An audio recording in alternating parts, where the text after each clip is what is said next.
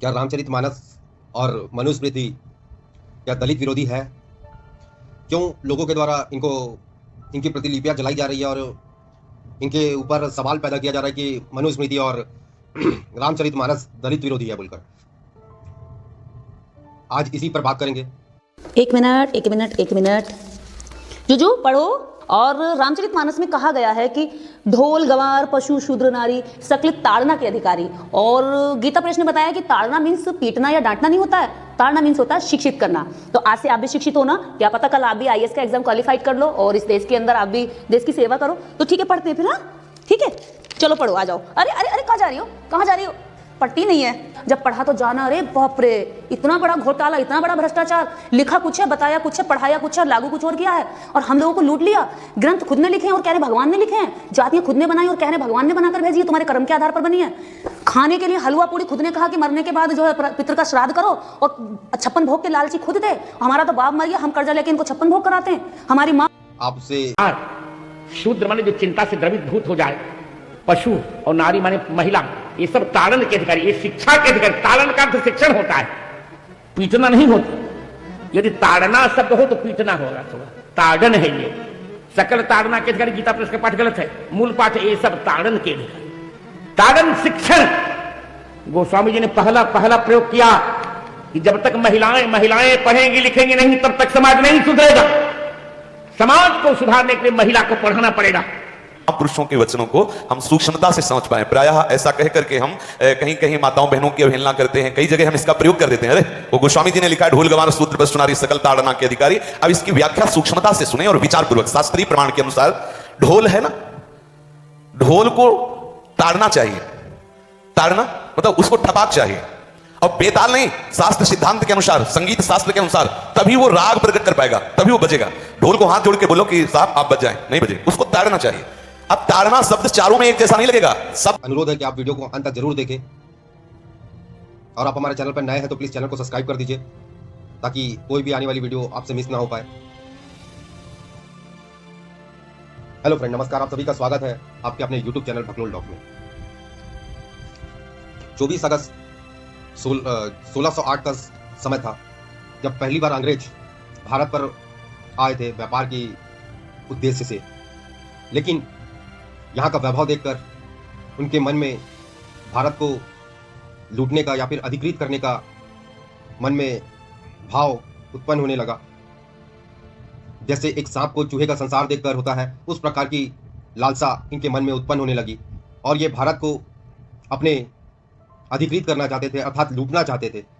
तो ऐसा करना उनको संभव नहीं लग रहा था, क्योंकि यहाँ के लोग और यहाँ की संस्कृति जो कि भारतीयों को एक सूत्र में बांध कर रखती थी। तो यहाँ की जो संस्कृति और जो भारत का गौरवपूर्ण इतिहास है और भारत की संस्कृति को प्रभावित कर कर वो ऐसा करना चाहते थे, क्योंकि यही चीज़ें जो भारत को एक सूत्र में बांधती थी, जो सारे भारतीयों को एक सूत्र में बांधती थी, क्योंकि जो भारत का इतिहास था और भारत की जो संस्कृति थी। लेकिन अंग्रेजों के मन में जो भारत को लूटने का एक सपना देखा जा रहा था, उसको वो इस प्रकार से फली फूलित करते हैं कि वो यहाँ की संस्कृति में या फिर भारत के इतिहास को तोड़ मरोड़ कर लोगों के समक्ष पेश करने लगे, और भारत के इतिहास को और भारत की संस्कृति को नीचा दिखाना लगे, और इस उद्देश्य के साथ भारतीयों को अपने शब्दों के जाल में फंसाकर उनके बीच फूट डालकर यहाँ शासन कर सके, और भारत के इतिहास को लोगों के समक्ष तोड़ मरोड़ कर प्रस्तुत किया गया। जैसे हमारे पूर्वज अशिक्षित थे और अंग्रेजों ने भारत में आकर यहाँ ज्ञान लाई, शिक्षा लाई, इस प्रकार की एक अफवाह भ्रम फैलाया गया। लोगों को भ्रमित करना अर्थात बरगलाने का कार्य प्रारंभ कर दिया गया, जिससे अंग्रेजों को धीरे धीरे भारत के कुछ हिस्सों पर उनका अधिकार होने लगा, और कुछ समय बाद संपूर्ण भारत पर उनका एक वर्चस्व चढ़ गया, और एक भारतवर्ष को उन्होंने अधिकृत कर लिया अपने इस कूटनीति के अनुसार, जो यहाँ की संस्कृति और इतिहास को गलत लांछित कर कर लोगों के समक्ष तोड़ मरोड़ कर प्रस्तुत करे, ताकि यहाँ के लोगों के मन में द्वेष आए और अपने ही संस्कृति के प्रति घृणा आए। इस प्रकार का प्रयास किया गया। जब भारत में, संपूर्ण भारत में जब कब्जा कर लिया गया, यहाँ या कहे अधिकृत कर लिया गया अंग्रेजों के द्वारा, भारत को गुलाम होने के बाद अंग्रेजों ने और अन्य इतिहासकारों में एक होड़ सी मच गई यहाँ के इतिहास को बदलने की, और जो व्यक्ति जितना सोच सकता था उतना इतिहास को बदलने का प्रयास किया उसने। अपने सोचने की स्थिति के तहत उसने इतिहास का बदलाव किया। इन इतिहासकारों में या कहे कुछ लेखकों में ये प्रमुख नाम है, जैसे मैक्स मुलर, रॉथलबर्ट, विलियम जोन्स, मैकॉले आदि प्रमुख थे, जिन्होंने इतिहास में तोड़ मरोड़ कर या कहे कि शब्दों का हेर फेर कर उसको ऐसा प्रस्तुत किया ताकि लोगों के मन में ऐसी भ्रम की स्थिति पैदा हो जाए और लोग आपस में एक दूसरे से घृणा करने लगे, और वो अपने इस मंशा में कामयाब भी होते चले गए और हमारे इतिहासकारों और भारतीय इतिहास को पूर्णतः बदल दिया गया। इसके अलावा अंग्रेजों से पहले मुगलों ने भी यहाँ के इतिहास में कई बड़े बदलाव किया और मुगलों को महान बताने का प्रयास किया गया। जैसे आप लोगों ने सुना होगा कि मनुस्मृति और जो रामचरितमानस है उसका आए दिनों में विरोध होते रहता है, उसकी प्रतिलिपियां जलाई जाती है लोगों के द्वारा क्योंकि यह दलित विरोधी है कहकर। लेकिन रामचरितमानस और मनुस्मृति एक धार्मिक पुस्तकें हैं जिसमें दलितों का कहीं भी विरोध नहीं किया गया है या भेदभावहीन भावना कहीं भी ऐसी दर्शाती हुई नहीं दिखेगी आपको। लेकिन सच में ऐसा लोगों के समक्ष प्रस्तुत किया गया, लोगों को दिखाया गया, लोगों को पढ़ाया गया, इस प्रकार से लोगों के मन में भ्रम की स्थिति पैदा की गई। अगर आपको मनुस्मृति के बारे में जानना है तो सबसे पहले यह समझना पड़ेगा कि मनुस्मृति है क्या। मनुस्मृति महर्षि मनु के द्वारा संसार को या संसार के संचालन के लिए कुछ व्यवस्थाएं दी गई है, उनको संग्रह करके लोगों को दिया गया है। जो संग्रह करके दिया गया है उसे मनुस्मृति कहा जाता है। दूसरे शब्दों में कहें तो मनुस्मृति समाज का एक कॉन्स्टिट्यूशन है, या कहे कि संविधान है, या कहे कि प्रथम संविधान है, या फिर न्याय व्यवस्था का एक शास्त्र है। वेदों में न्याय व्यवस्था को कर्तव्य व्यवस्था कहा जाता है, जिसके अनुसार महर्षि मनु ने इनको सरल भाषा में तथा जन सामान्य के लिए सरल करने के लिए मनुस्मृति का निर्माण किया। वैदिक शास्त्रों में कर्तव्य या कानून को धर्मशास्त्र कहा जाता है। मित्रों, आप लोगों ने महर्षि मनु के इस वाक्य को अवश्य सुना होगा, धर्मो रक्षति रक्षितः। यह वाक्य अवश्य सुना होगा, जिसका अर्थ है जो धर्म की रक्षा करता है, धर्म उसकी रक्षा करता है। दूसरी ओर वर्तमान में जिनको हम धर्म कहते हैं वो धर्म ना होकर मजहब, पंथ या संप्रदाय है। धर्म का अर्थ होता है जिसको धारण किया जाता है या जिसको धारण किया जा सकता है। मनुष्य का एकमात्र धर्म होता है मानव धर्म। धर्म का अर्थ होता है कर्तव्य। लोग आजकल अधिकारों की तो बात करते हैं पर कर्तव्यों की बात कोई नहीं करता। इसलिए समाज में बहुत सारी विसंगतियां उत्पन्न होती है। अंग्रेजों के काल में कानून व्यवस्था का मुख्य आधार या मूल आधार मनुस्मृति से आधारित थी, मनुस्मृति पर ही आधारित थी, जिसे कानून का अध्ययन करने वाले व्यक्ति भली भांति जानते हैं। इसके अलावा राजस्थान के हाई कोर्ट में महर्षि मनु जी की स्मृति भी स्थापित है। अब इन बातों पर बहुत लोगों के द्वारा कहा जाता है कि मनुस्मृति दलित विरोधी है। महर्षि मनु के एक कथन से आपके सारे आरोप गलत सिद्ध हो जाएंगे। जन्मना जयते शूद्राः। महर्षि मनु कहते हैं कि व्यक्ति जन्म से शूद्र होता है, परंतु वो अपने कर्मों से या योग्यता के बल पर वो ब्राह्मण हो सकता है या क्षत्रिय हो सकता है, शूद्र हो सकता है या वैश्य हो सकता है। अर्थात आप ब्राह्मण कुल में भी जन्मे हैं तो आप शूद्र हैं, लेकिन आप अपनी योग्यता के बल पर, अपने कर्मों के बल पर ब्राह्मण बनते हैं या क्षत्रिय बनते हैं या शूद्र बनते हैं या वैश्य बनते हैं। मनु जी ने तो किसी को दलित मानते ही नहीं थे। मनु सब तो अंग्रेजों की देन है, जो भारतीयों में फूट डालने का एक प्रमुख कारण बना, जो लोगों के बीच में भेद स्थापित कर सके, ऊंच नीच की भावना डाल सके। दलित शब्द का प्राचीन संस्कृत या धर्मशास्त्रों में कहीं भी उल्लेख नहीं है। मनुस्मृति एक ही मानव जाति को मानती है और उस जाति के दो भेद हैं, पुरुष और स्त्री। ग्रंथों में जो 4 वर्ण है वो जाति ना होकर मनुष्य की श्रेणियां हैं, जो पूरी तरह उनकी कर्म और योग्यता पर आधारित होती है। मनु जी के अनुसार अगर आप ब्राह्मण कुल में जन्मे हैं तो आप तब भी शूद्र ही हैं। आप अपने कर्मों और अपने योग्यता के अनुसार आप ब्राह्मण, क्षत्रिय, वैश्य या शूद्र बनते हैं। और ऐसे ही शूद्र की संतान अपनी योग्यता या कर्मों के बल पर ब्राह्मण, क्षत्रिय या वैश्य हो सकती है। ऐसा कई उदाहरण हमारे धर्म ग्रंथों में दिया गया है, जिससे आपके ये स्वतः खंडित हो जाते हैं ये सब आरोप। जैसे एक निषाद माँ की संतान महर्षि वेद व्यास कहलाते या बने, जिन्होंने सारे वेदों की रचना की, संपूर्ण वेदों की रचना की। और आज भी कहीं कथा या भगवत कथा से पहले व्यासपीठ की पूजा की जाती है। या विश्वामित्र जी की बात करें तो विश्वामित्र जी भी अपनी योग्यता के बल पर क्षत्रिय से ब्राह्मण हुए। और कई उदाहरण है जिससे ऐसे आरोप स्वतः ही खंडित हो जाते हैं कि रामचरितमानस और मनुस्मृति दलित विरोधी है बोलकर।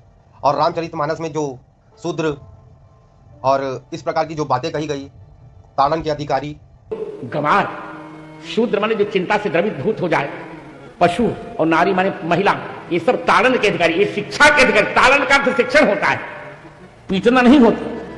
यदि ताड़ना शब्द हो तो पीटना होगा, तो ताड़न है ये। सकल ताड़ना के अधिकारी, गीता प्रेस का पाठ गलत है, मूल पाठ ये सब ताड़न के अधिकारी। ताड़न शिक्षण गोस्वामी जी ने पहला प्रयोग किया कि जब तक महिलाएं पढ़ेंगी लिखेंगी नहीं, तब तक समाज नहीं सुधरेगा। समाज को सुधारने के लिए महिला को पढ़ाना पड़ेगा। पुरुषों के वचनों को हम सूक्ष्मता से समझ पाए। प्रायः ऐसा कह करके हम कहीं कहीं माताओं बहनों की अवहेलना करते हैं, कई जगह हम इसका प्रयोग कर देते हैं। अरे वो गोस्वामी जी ने लिखा है, ढोल गवार शूद्र पशु नारी सकल ताड़ना के अधिकारी। अब इसकी व्याख्या सूक्ष्मता से सुने और विचार पूर्वक। शास्त्रीय प्रमाण के अनुसार ढोल है ना, ढोल को ताड़ना चाहिए। ताड़ना मतलब उसको ठपाक चाहिए, और बेताल नहीं। शास्त्र सिद्धांत के अनुसार, संगीत शास्त्र के अनुसार तभी वो राग प्रकट कर पाएगा, तभी वो बजेगा। ढोल को हाथ जोड़ के बोलो कि साहब आप बज जाए, नहीं बजे, उसको ताड़ना चाहिए। अब ताड़ना शब्द चारों में एक जैसा नहीं लगेगा, शब्द एक ही है ताड़ना, लेकिन ताड़ना के अर्थ अलग अलग हैं। जैसे कनक है, एक ही शब्द है कनक, लेकिन कनक कनक ते 100 गुनी मादकता अधिकाए, वा खाए बोराए जग या पाए बोराए। बोले कनक ही शब्द है। जैसे ताड़ना शब्द का हम प्रयोग केवल वही समझे कि ताड़ना देना ही नहीं, उसका अर्थ अलग अलग है। जैसे कनक शब्द है, कनक को सोना भी कहते हैं और कनक को धतूरा भी कहते हैं। कनक को धतूरा भी कहते हैं। एक कनक है जिसके खाने से बावरा हो जाएगा, और एक कनक है जिसके पाने से बावरा हो जाएगा। कनक शब्द एक ही है, लेकिन दोनों का अर्थ अलग अलग हो गया। ऐसे ही ढोल में ताड़न का तात्पर्य है उसको पीटना, लेकिन वो शास्त्रीय संगीत के आधार पर उसको ताल देना। ताल देने से ही वो राग प्रकट करता है, आनंद की उमगन करता है, ना कि प्रार्थना करने से। समझ रहे हैं? अच्छा, गंवार, गंवार कहते हैं विवेकहीन पुरुष को। विवेकहीन पुरुष को कोई कार्य दे दो और उस पर दृष्टि न रखो तो कार्य नष्ट हो जाएगा। वहां ताड़ने का तात्पर्य उसको पीटना नहीं है, उस अविवेकी गंवार पर दृष्टि रखो। जो आपने कार्य सौंपा है, जो भी कार्य उसका है, उस अविवेकी पर दृष्टि रखना ताड़ना हुआ। उस पर दृष्टि रखो, क्योंकि वो अविवेकी गंवार है, वो कार्य प्रणाली ठीक जानता नहीं। आप जहां त्रुटि होता संभाल लेना तो वो संभल जाए, क्योंकि वो गंवार है। और शूद्र, शूद्र का तात्पर्य होता है शूद्र। वैसे जो वर्ण व्यवस्था में शूद्र का प्रादुर्भाव सबसे श्रेष्ठ जगह से प्रादुर्भाव है। वर्णन आता है, ब्राह्मणोष मुखमाशी बाहु राजन्यः कृतः उरुददस जत वैश्या परभ्याग्रं शूद्रो जायत। भगवान के श्री चरणों की ही वंदना होती है प्राय। आपने देखा सबके श्री चरणों की, और शूद्रों का प्रादुर्भाव श्री चरणों से हुआ है। कोई ऐसा न समझे कि शूद्र का मतलब निकृष्ट होता है। यहां शूद्र का तात्पर्य, जब से किसी से कहते हैं कि शूद्रवत आचरण करता है, मतलब शास्त्र विरुद्ध सदाचार के विरुद्ध आचरण करना, शूद्रवत आचरण की तरफ संबोधन किया जाता है। यहां कहा गया कि शास्त्र की सम्मति, शास्त्र के शासन के अनुसार आचरण हो, सदाचार परायण हो। शास्त्र जिसके लिए जो विधान करता है, शास्त्र शासन स्वीकार करना। यहां शूद्र के ताड़न की बात कही गई। यहां शूद्र ताड़न का तात्पर्य डंडे से प्रहार करना नहीं, समझना। और जो चौथा कहा गया नारी, अगर स्त्री को हम ये कहें कि ताड़न से ही वो केवल काबू में रहती है, तो राष्ट्र में अपने प्रसिद्ध लक्ष्मीबाई जैसी कोई सामर्थ्यशाली, उसका वास्तविक अर्थ कुछ और है। और लोगों के द्वारा जो कम संस्कृत के बारे में जानते हैं या संस्कृत को समझते हैं, उनके द्वारा इस चीज को अलग तरह से परिभाषित किया गया, ताकि लोगों के मन में अपने हीन भावना और द्वेष उत्पन्न किया जा सके। भारतीय संस्कृति में ऐसा कहीं भी उल्लेख नहीं है, जो कि कई ग्रंथों को दलितों के द्वारा ही लिखा गया है, अर्थात जो आज के समाज में जो इनको दलित कहा जाता है, उनके ही द्वारा लिखा गया है। तो वो संस्कृति और वो लोग कैसे, जो जिनके द्वारा संपूर्ण वेदों की रचना की गई है, वैसे लोग दलित विरोधी कैसे हो सकते हैं? लेकिन ये लोगों के द्वारा और जो इतिहासकारों हैं उनके द्वारा गढ़ा गया है इस प्रकार की भ्रांतियां फैलाने के लिए। जो कि आप रामचरितमानस, जो कि राम जी मर्यादा पुरुषोत्तम है, जो एक माता सबरी का झूठा भेड़ खाते हैं, वो दलित विरोधी कैसे हो सकते हैं? जो केवट के द्वारा, जो नौविक के द्वारा जो उनको पार करवाया जाता है नदी का, तो वो कैसे दलित विरोधी हो सकते हैं? तो ये लोगों के द्वारा एक जो भारत को तोड़ने का, भारत की संस्कृति और इतिहास को दूषित करने का प्रयास किया गया है, उन्हीं के द्वारा ये प्रपंच गढ़ा गया है और भारत के इतिहास को तोड़ मरोड़ कर प्रस्तुत किया गया है, ताकि लोगों को मन में द्वेष और हीन भावना उत्पन्न कर सके, जो कि वास्तविकता में स्पष्ट तौर पर देखने को आज भी मिलती है। ऐसा नहीं है कि वो जो कर चले गए तो आज हम वो नहीं भुगत रहे। आज हम ये चीज़ भुगत रहे हैं और लोग अपनी संस्कृति से दूर जाते जा रहे हैं, अपनी परंपरा से दूर जाते जा रहे हैं। हम लोग जो अपने संस्कृति और धर्म से दूर हो जाता है, जो अपने जड़ों से दूर टूट जाता है, वैसे लोग कहीं के नहीं रहते। अतः ये कुछ जानकारी थी जो हमें लगा कि आपके साथ साझा करनी चाहिए, और आप भी अपने इतिहास और अपनी संस्कृति पर गर्व कर सकें, और जो लोगों के द्वारा भ्रांतियाँ फैलाई जा रही है उन पे आप भ्रमित ना होइए। अगर आपको ये वीडियो पसंद आती है तो प्लीज़ वीडियो को लाइक करें, शेयर करें, सब्सक्राइब करें। अब हमें आज्ञा दीजिए। जुड़ने के लिए बहुत बहुत आभार। जय भारत, जय हिंद, जय श्री राम।